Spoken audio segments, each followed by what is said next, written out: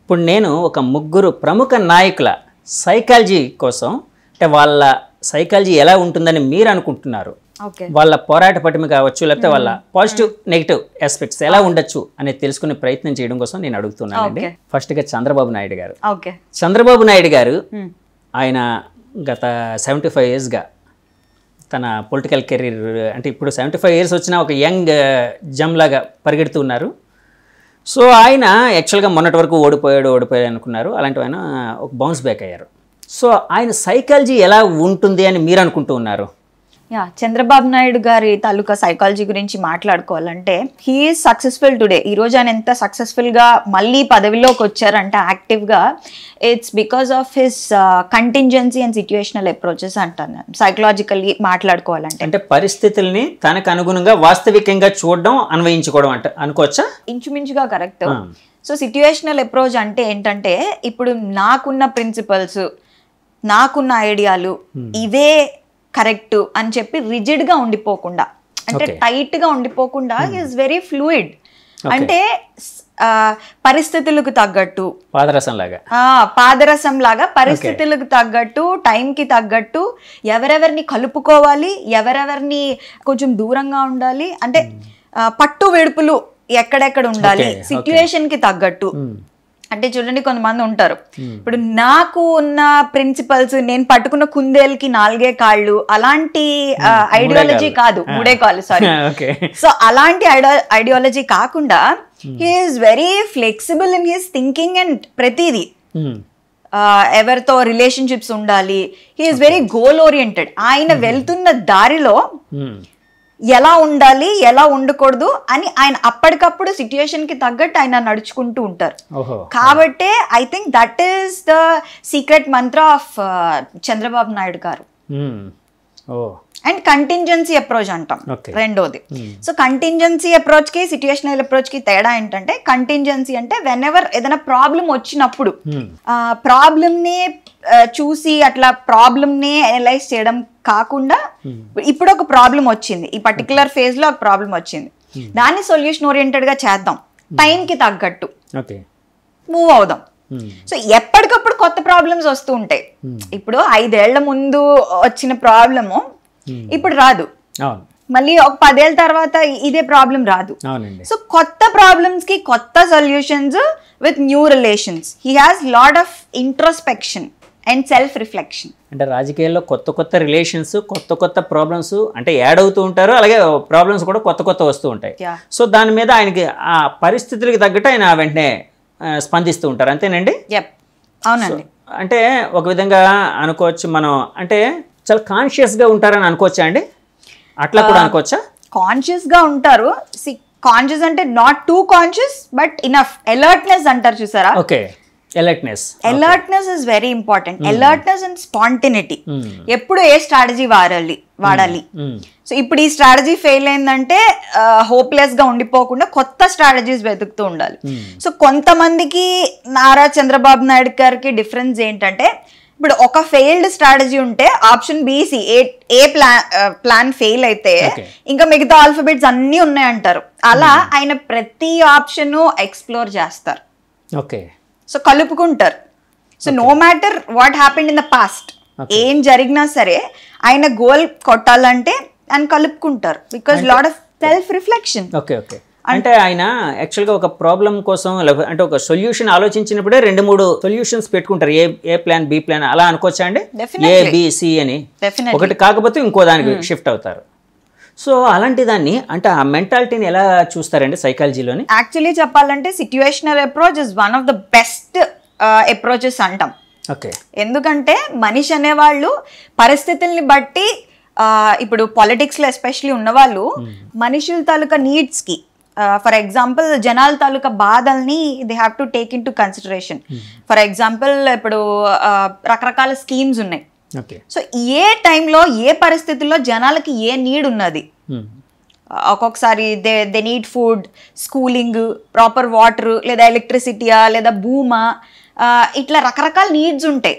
So ఆ needs ని వీళ్ళు అనలైజ్ చేసుకుని దానికి కరెక్ట్గా వీళ్ళు ఇప్పుడు ఏముందో ఇంతకు ముందు ఏముందో ల్యాగ్ కాదు, ఏదైతే స్కేర్సిటీ ఉందో, ఏదైతే ప్రజలకి న్యాయం జరగట్లేదో అక్కడ గ్యాప్ ని తీసుకుని ఆయన అక్కడ కొత్త స్ట్రాటజీస్ అసలు ఏం చెయ్యాలి, అసలు జనాల్ని ఎలాగా వాళ్ళ నీడ్ ని సాటిస్ఫై చేయాలి అనేది I think he will check and recheck. ఈ ప్రాసెస్ లో ఆయన ఏంటంటే he will take each and every one's opinions. అంటే ఈయన ఒక పరిధి పెట్టేసుకుని ఆయన చుట్టూ ఒక బౌండరీ క్రియేట్ చేసుకుని కాకుండా, ఇప్పుడు సమ్ ఎక్స్ పర్సన్ వచ్చి ఒక కొత్త వ్యూ చెప్పారు అనుకోండి, హీఈస్ ఓపెన్. ఇప్పుడు ఓపెన్ మైండెడ్నెస్ అంటారు చూసారా, నేనైతే ఆయన అలాగే చూస్తాను. హీఈస్ ఓపెన్ అంటే ఇప్పుడు ఒక కొత్త ఐడియా చెప్తే ఇది నాకు ప్రతికూలంగా ఉంది అని కాకుండా, ఓకే ఇది మీ వ్యూ, ఇందులో కూడా నిజం ఉందేమో, రేషనల్ గా తీసుకుందాం, ఎందుకు ఏంటి అలా, అది మనకు పనికొస్తుందేమో. సో ప్రతి వాళ్ళ ఈయన బౌండరీ క్రియేట్ చేయకుండా ప్రతి వాళ్ళ తాలూకా వ్యూస్, ప్రతి వాళ్ళ తాలూకా ఒపీనియన్స్ తీసుకుని ఈయన సెల్ఫ్ రిఫ్లెక్ట్ చేసుకుని అది మనకి ఎలా అన్వయించుకోవచ్చు, మనము విజయం వైపు ఎలా వెళ్ళొచ్చు, ఇవన్నీ తీసుకొని అనేది చేయడం వల్ల ఆయన ఈరోజు గెలిచారని నా perception. And I think he very much succeeded in that. Open mindedness అంటే ప్రతికూల పరిస్థితుల్ని లేకపోతే ప్రతికూలంగా ఉండే ఐడియాస్ని కూడా తనకు అనుకూలంగా మార్చుకుంటూ తనకు అనుకూలంగా ముందుకు వెళ్ళేటట్టు చేసుకోవడం అనేది ఆయనలో మెయిన్గా ఉందని అనుకోవచ్చా అండి? అంటే మీరు చెప్పిన దాన్ని బట్టి నాకు అర్థమైంది. Yeah, it is correct, but small correction ఏంటంటే యాక్సెప్టెన్స్ అండి. Okay, acceptance is very important. Okay, ఇప్పుడు నాలో ఒక ఫ్లా ఉంది, ఏదో సంథింగ్ మాట్లాడినప్పుడు ఏదో సమ్ ఫ్లా ఉంది, తప్పు ఉంది విధానంలో, లేదా మీరు యాంకరింగ్ చేసేటప్పుడు మీలో ఏదో తప్పు ఉంది, కెమెరా సెట్ చేసినప్పుడు దానిలో ఏదో తప్పు ఉంది. సో అది నిజంగా తప్పుందా లేదా ఫస్ట్ ఆఫ్ ఆల్ యాక్సెప్ట్ చేయాలి. ఫస్ట్ ఆఫ్ ఆల్ ఉందా లేదా తెలుసుకోవడం వెరీ ఇంపార్టెంట్. ఉందా లేదా ఊరికేనే మన్ని they pulling are leg. Okay. రెండో విషయం ఏంటంటే నిజంగా ఉంది, ఓకే, కన్స్ట్రక్టివ్ క్రిటిసిజం. ఓకే, నిజంగా నాలో తప్పు ఉంది, లేదా నిజంగా మీరు మాట్లాడిన దానిలో ఫాల్ట్ ఉంది, ఏదో కరెక్షన్ కావాలి అనుకున్నప్పుడు అది మీకు మీరు ఇందాక అన్నాను చూసారా, సెల్ఫ్ రిఫ్లెక్షన్, ఇంట్రోస్పెక్షన్. అంటే మనలో మనం వెళ్ళి చూసుకున్నప్పుడు నిజంగా నాలో ఈ క్వాలిటీస్ తప్పు ఉన్నాయి, ఈ తప్పులు చేయకూడదు, నేను మారాలి అనుకున్నప్పుడు నువ్వు తప్పు, ఇది తప్పు అనేది యాక్సెప్టెన్స్ ఉండాలి ఫస్ట్ ఆఫ్ ఆల్ ఎవరికైనా. దాని నుంచే పరివర్తన వస్తుంది.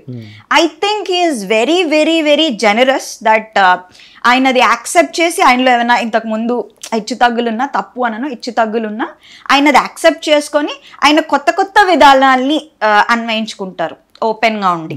I think that is how I will put it. అంటే ఒక విజయం సాధించే మనిషికి తనలో ఉండే లోటుపాట్లు కావచ్చు, తన చుట్టూ ఉండే పరిస్థితుల్లో ఉండే తప్పులు కావచ్చు, యాక్సెప్ట్ చేయడం, యాక్సెప్టెన్సీ అనేది తీసుకోగలగడం ఒక విజయానికి సాధనంగా ఉంటుందండి. To success self acceptance, okay, then you choose ఏది కరెక్ట్, ఏది వ్యూస్ తీసుకో, దానిలో ఏది రేషనాలిటీ పెట్టుకో. రేషనాలిటీ అంటే ఎందుకు, ఏంటి, ఎలా. అంటే నేను చంద్రబాబు నాయుడు గారి కోసం చాలామంది చెప్తూ ఉంటారండి. అంటే మీరు చెప్పిన అంటే ఈ విధంగా ఎవరు చెప్పలేదు. సో కొత్త పద్ధతిలో అంటే ఆయన సైకాలజీ ఎట్లా ఉంటుంది, ఆయన ప్రిపరేషన్ ఎట్లా ఉంటుందో మాకైతే క్లియర్ కట్గా చెప్పారు. అట్లాగే నేను అనుకోవడం ఏంటంటే ఆయన తన బాడీని కూడా అంత ఒక టోన్డ్గా ఉంచుకోవడం. టోన్డ్గా మీన్స్ అంటే తన పరిస్థితులకి తగ్గట్టు తన అంటే చాలామంది 75 ఏళ్ల వయసులో ఆయన ఒక 25 ఏళ్ల యువకుడిలా పరిగెట్టాడు. ఆయన రోజుకి 3 సభలు చేయడం, జనాలతో మింగిల్ అవుతూ ఆ జనాల్ని లక్షలాది మంది ప్రజలతో ఇంటరాక్షన్ అవుతూ వాళ్ళకి ఉత్తేజం కలిగించేటట్టు తన విధానాలను చెప్తూ చేయడం అనేది చాలా హార్డ్ ప్రాసెస్. సో అలాంటిది ఆయన చేయగలిగారు కదండి. అంటే ఆ హెల్త్ పరంగా కూడా ఆయన తను తాను ఉంచుకోవడానికి సైకాలజీ అనేది పనికొచ్చిందని అనుకోవచ్చా అండి? డెఫినెట్లీ అండి. వినే ఉండుంటారు healthy mind healthy body, healthy body healthy mind. So రెండు ఇంటర్ రిలేటెడ్, రెండింటిని విడదీయలేం. ఇప్పుడు ఫిజికల్గా బాడీ ఎంత ఫిట్గా ఉంటే మైండ్ అంత ఫిట్గా ఉంటుంది, మైండ్ అంత ఫిట్గా ఉంటే బాడీ అంత ఫిట్గా ఉంటుంది. సో ఐ థింక్ ఇది డెఫినెట్లీ 100% ఫిజికల్లీ ఫిట్గా ఆ ఏజ్లో ఉంచుకోవడం అనేది వెరీ వెరీ ఇంపార్టెంట్. ఎందుకంటే మన మైండ్ క్లియర్గా ఉండాలంటే, ఇది బేసిక్ ఆఫ్ సైకాలజీ. మైండ్ క్లియర్గా ఉండాలంటే ఫస్ట్ బాడీ అనేది కరెక్ట్గా ఉండాలి. బాడీ ఎప్పుడు కరెక్ట్గా ఉంటుంది? When we are fit. ఫిట్ అంటే ఏదో సన్నగా అయిపోవాలని చెప్పట్లే, మనకి ఇనఫ్ స్టామినా ఉండి ఇనఫ్ ప్రాపర్ న్యూట్రిషన్ ఉంటేనే ఇది బాగా పనిచేస్తుంది, లాజిక్తో పనిచేస్తుంది. మనం చూసినట్లయితే చాలా మంది ప్రముఖ పొలిటీషియన్స్ ఇప్పుడు అపోజిషన్ లోనే ఎలా చూసారంటే పాపులర్ పొలిటీషియన్స్ వీళ్ళంతా చేసే రోడ్ జర్నీస్ కానీ నడవడం కానీ వాళ్ళు the way they interact with people కానీ అదే మనం చేస్తే కళ్ళు తిరిగి పడిపోతాం. అవసరమైతే హంగర్ స్ట్రైక్స్ కానీ ఎన్ని హంగర్ స్ట్రైక్స్ చేశారండి ఫ్రీడమ్ రావడానికి, ఇన్ని లాస్ రావడానికి, ఇవన్నీ they did so much. So మీరు తీసుకున్నట్లయితే గాంధీ దగ్గర నుంచి ప్రతి వాళ్ళు they were very particular about their food, ఈ ఎనర్జీ లెవెల్స్ ఉండాలంటే body fitness. So it is very important. I think ఆ ఏజ్ లో ఉండడం కూడా ఇట్ ఈస్ గ్రేట్. ఇప్పుడు మనం తీసుకున్నట్లయితే ఇది వచ్చింది కాబట్టి చెప్తున్నా, లోకేష్ గారిలో కూడా this so much of change, positive change. ఆయన చక్కగా తెలుగు మాట్లాడుతున్నారు, చాలా బాగా మాట్లాడుతున్నారు. ఇప్పుడు ఆయన బాడీ కూడా I think he has got fit enough now. So Lokesh గారు సైకాలజీ అంటే వచ్చింది కాబట్టి అడుగుతున్నాను. యాక్చువల్గా నేను ఇంకా వేరే దానికి షిఫ్ట్ అవుదాం అనుకున్నాను, మీరు లోకేష్ గారు అన్నారు కాబట్టి అడుగుతున్నాను. లోకేష్ గారు సైకాలజీని అనలైజ్ చేయాల్సి వస్తే ఏ విధంగా అనలైజ్ చేస్తారు ఒక సైకాలజిస్ట్గా? నేను యాక్చువల్లీ ఈ విషయంలో డీప్గా వెళ్ళాలనుకోలేదు, because I did not study him that much. నేను పర్టికులర్గా నేను అంత కాన్సన్ట్రేట్ చేసి అబ్జర్వ్ చేయలేదు. ఓకే.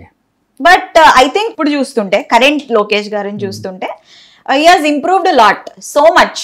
అండ్ అదే ముఖ్యం అండి. ఇప్పుడు ఎలా వచ్చాము, ఎలా పుట్టాము అన్నది కాకుండా ఏది అవసరం నీకు పరిస్థితులకి, ఎలా ఉంటే నీకు విజయం వస్తుంది అనేది తీసుకున్నట్లయితే I think he has improved a lot, so much. And ఇంకా ఆయనకి స్కోప్ ఉంది, ఆయన ఇంకా ఇంప్రూవ్ అవుతారు, ఇంకా definitely I think he will do so much good to the society. యాక్చువల్గా లోకేష్ గారి విషయం వచ్చింది కాబట్టి అంటూ ఉన్నాను. యాక్చువల్గా నేను చాలాసార్లు ఆయన స్పీచెస్ చూసినప్పుడు అందరివి చూస్తూ ఉంటాం, ఆయన కూడా చూస్తుంటాను కదండి. సో సమయస్ఫూర్తి అనేది చాలా ఎక్కువ కనిపిస్తుంది, టైం సెన్స్. సో ఎవరైనా ఏదైనా అడిగితే తనకు అనుకూలంగా మలుచుకోవడం, లేకపోతే తను చెప్పాలనుకున్న దాన్ని ఒక స్ట్రాంగ్ గా చెప్పడం, కాన్ఫిడెంట్ గా చెప్పడం. సో ఇది యాక్చువల్గా సైకలాజికల్ గా అంటే ఒక స్ట్రాంగ్ బేస్ ఉండే వాళ్ళకి, లేకపోతే ఒక స్ట్రాంగ్గా ఒక అంటే సైకాలజీ ఒక పాజిటివ్ అప్రోచ్ ఉండే వాళ్ళకి ఇది ఉంటుందా అండి? అలా అనుకోవచ్చా? అంటే పాజిటివ్గా ఎప్పుడు సైకలాజికల్గా ఒక పాజిటివిటీ అనే దానికోసం ఆలోచిస్తూ ఉండే వాళ్ళకి ఈ సమయస్ఫూర్తి కూడా అలవడే అవకాశం ఉందని అనుకోవచ్చా? ఇప్పుడు ఎలా అంటే అండి, no person is 100% perfect. Okay. ఇప్పుడు ఎంత 100% పర్ఫెక్ట్ గా ఉన్న వాళ్ళైనా, బట్ అది అలవర్చుకోవాలి. ఎవరికి ఏది డైరెక్ట్ గా పుట్టుకతో రాదు. మీరు అన్నదే నేనేమంటున్నానంటే, ఇలా ఉన్న వాళ్ళకి ఇలాంటి క్వాలిటీస్ వస్తాయి, అలా ఉన్న వాళ్ళకి ఇలాంటి క్వాలిటీస్ వస్తాయి అనేది ఎక్కడ సైంటిఫిక్ రీసెర్చ్ లేదు. ఈ బ్రెయిన్ సైజ్ ఉన్న వాళ్ళు ఎంత తెలివిగా ఉంటారు, ఈ ఫ్యామిలీలో పుట్టిన వాళ్ళు ఇలా ఉంటారు, అక్కడెక్కడ రీసెర్చ్ లేదు, ఎవిడెన్స్ కూడా లేదు. బట్ సైంటిఫిక్ ఎవిడెన్స్ లేదు. బట్ ఏంటంటే పరిస్థితులను బట్టి వాళ్ళు ఎంతవరకు తీసుకున్నారనే దాన్ని బట్టి ద రెడీనెస్ టు చేంజ్ అంటాం. ఇప్పుడు no matter what family are born in, ఏ ఫ్యామిలీలో పుట్టినా, నువ్వు ఎంత పొలిటికల్లీ సరౌండెడ్ అయినా, ఎంత ఇంటెలెక్చువల్స్ తో సరౌండెడ్ అయినా, మీ మైండ్ దానికి ఓపెన్ గా లేదనుకోండి, మీకు ఇంట్రెస్ట్ లేదు, మైండ్ ఓపెన్ గా లేదు, అలాంటప్పుడు డమ్ గానే ఉంటారు. నేను అంటుంది అదే అండి. యాక్చువల్గా సైకలాజికల్గా అతనికి ఆ పాజిటివిటీ మీద ఒక అప్రోచ్ ఉండడం, అంటే ఎవరికైనా అలాంటి వాళ్ళకి సమయస్ఫూర్తి అనేది కూడా ఎక్కువ ఉండే అవకాశం ఉంటుంది కదా. అంటే ప్రతి విషయాన్ని తనకు అనుకూలంగా మలుచుకోవడం, లేకపోతే తను చెప్పదలుచుకుందని చెప్పడం, అంతే కదండి. అవును, ఆయనకి స్పాంటేనిటీ ఉంది, డెవలప్ అయింది ఈ మధ్య చాలా ఎక్కువగా. సో ఆయన ఏంటంటే I think he acquired all these qualities with practice and వాళ్ళ ఫాదర్ ఫుడ్ స్టెప్స్ నుంచి ఆయన చాలా నేర్చుకున్నారని కూడా మనం చెప్పొచ్చు. మనం చంద్రబాబు నాయుడు గారి గురించి మాట్లాడుకోవాలంటే కన్సిస్టెన్సీ అండి, కన్సిస్టెన్సీ, పెర్సెవరెన్స్. ఏంటంటే ప్రతిదానికి తట్టుకుని హోప్లెస్నెస్ లోకి వెళ్ళిపోకుండా, అంటే ఓడిపోయాం ఏమవుతుంది అలా కాకుండా, నిరాశ నిస్పృహ లేకుండా ఆయన, నాకు తెలిసి ఇప్పుడు మీ టైమ్ సెన్స్ అంటున్నా, లేదా ఈ స్పాంటేనిటీ అంటున్నా, నాకు తెలిసి ఆయన చంద్రబాబు నాయుడు గారి నుంచి చాలా ఆయన నేర్చుకున్నారు, ఇంకా నేర్చుకుంటున్నారు. Now he has become an individual with lot of courage. అంటే చంద్రబాబు నాయుడు గారి కోసం చాలా బాగా చెప్పారు. ఇప్పుడు ఆపరేషన్ లేకుండానే మోకాళ్లకు ప్లాస్మా ట్రీట్మెంట్, మీ ఆర్థోపెడిక్ సమస్యలన్నిటికీ రోబోటిక్ టెక్నాలజీ ద్వారా తక్కువ ఖర్చుతో శాశ్వత పరిష్కారం, ఫ్రీ కన్సల్టేషన్, ప్రతి ట్రీట్మెంట్ పై 20% డిస్కౌంట్. ఈ ఆఫర్ కొద్ది రోజులు మాత్రమే, త్వరపడండి. V9 hospitals 9281465842.